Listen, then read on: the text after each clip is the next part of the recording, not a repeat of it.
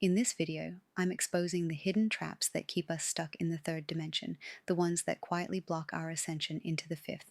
They often look harmless, even normal in today's world, but underneath they pull us away from our soul, our truth, and our evolution. I'm Sandra. I'm on this ascension journey too, and honestly, nothing lights me up more than supporting others who are waking up, healing, and remembering who they really are. And one of the biggest traps we all face is how deeply conditioned we are to look outside of ourselves for answers. It's been wired into us for thousands of years, from ancient survival instincts to religion to cultural systems that tell us safety, salvation, and truth are out there. Even now, we keep falling into it. When this happens, then I'll be happy. When I finally earn that money, when I get that partner, when the energy feels lighter, then I'll be at peace. But here's the truth most people don't want to face. None of those things can give you lasting freedom. They might bring a quick rush, a moment of comfort, but not the liberation your soul is really craving. And that's why I call them traps, because instead of turning inward, where the real work, the real ascension begins, we get caught in distractions that drain us instead of raising us. One of the biggest is materialism, chasing money, recognition, status, that feeling of being someone. There's nothing wrong with success or abundance. It's a gift to create and thrive. But when your worth depends on what you achieve, you're feeding the ego, not the soul. The ego is never satisfied. Another trap, digital distraction. How many hours slip away scrolling, comparing, chasing fulfillment that never comes? It feels harmless, just passing time, but your energy scatters and your attention, your greatest creative power, leaks into noise. In that noise, you lose what really matters, the present moment, the only place ascension happens. Ascension isn't in the future. It doesn't come from reading one more book, taking one more course, or checking one more update. It comes now in being present with yourself, facing your shadows, and choosing love anyway. And I want to say this gently, but also honestly, this trap shows up even in spiritual communities. Sometimes we chase things that give us a quick hit of inspiration, energy spikes, cosmic events, powerful quotes, but they don't always move us forward. They're like spiritual candy, sweet, exciting, but not nourishing. Meanwhile, the real medicine, deep inner healing, shadow work, integration, often gets overlooked because it's not as glamorous. It asks us to sit in discomfort, to face what we'd rather avoid. And I get it. It feels easier to say, I feel heavy today because of that cosmic shift, than it does to say, I feel heavy because a wound is surfacing and I'm ready to sit with it. One gives you an explanation, the other asks for transformation. But here's the truth. You are the resonant spike. You are the cosmic event. You are the shift you've been waiting for. When you first awaken, it's almost inevitable to go through a phase of consuming everything.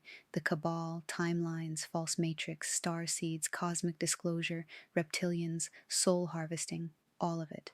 And I get it because I was there too. Awakening shakes the system and the mind scrambles to make sense of it. It gathers information compulsively because we've been conditioned to believe that knowledge equals safety, even though true safety comes from trusting yourself and the process, not from endless facts or explanations. And that phase does serve a purpose. It helps you see the bigger picture and reminds you that you're not crazy for sensing something greater at work. But here's the key. Once your mind has absorbed enough, once you understand what's unfolding with this shift in consciousness, you reach a point where external information no longer nourishes you. That's when the real inner work begins, the kind of work that truly raises your vibration and supports your ascension into the fifth dimension.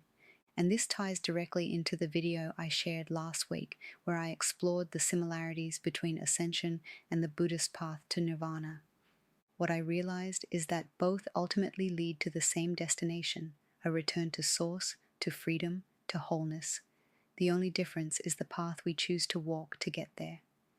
For a while, I thought that meant I had to live like a monk, disciplined, focused, committed to a life of practice, away from the noise of life. But most of us didn't choose that path. We chose to awaken right here, in the middle of relationships, jobs, distractions, bills, and everything in between.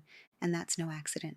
Walking the spiritual path within the chaos of life builds a strength, a depth, a mastery that isolation never could. If you can stay heart-centered while life swirls around you, you're not escaping into bliss. You're living it. This grounded presence, fully embracing both your higher self and human experience, is the true essence of real ascension. So the next time you catch yourself reaching for one more chart, one more post, one more external answer to tell you who you are or why you feel the way you do. Pause. Notice where your attention is going. Ask yourself, why did I choose this? What part of me was looking for something outside? This is the key. It's not about never falling into the traps. It's about becoming conscious of them. Every choice is an invitation to turn inward, and when you choose with awareness, even distractions become guides, leading you back to yourself, because that's the shift, moving from unconscious habits to conscious devotion, not to something out there, but to yourself. Every moment, you're investing your time, your energy, your attention, and whatever you invest in, you amplify. That's how realities are built. If you keep pouring energy into distraction, the old paradigm of not enough, or trying to fix yourself externally, that will be the reality you continue to live. But when you truly choose to invest in presence, in awareness, in love, in devotion to yourself, everything begins to change. Your world shifts because the source of transformation has always been inside you. This is the heart of ascension, not waiting for something external to transform, but realizing it's all happening within. You don't need to retreat to a monastery. You don't need to escape life's messiness. Your ordinary, busy, imperfect life is the training ground. Every challenge is a teacher. Every trigger is an initiation. Every distraction is an invitation to return to presence. Ascension isn't about becoming someone new. It's about remembering who you already are. Pure love, unity, and peace. And once you fully embody that truth, once you stop looking outward and anchor yourself inward, nothing can hold you back. You are the shift. You are the ascension.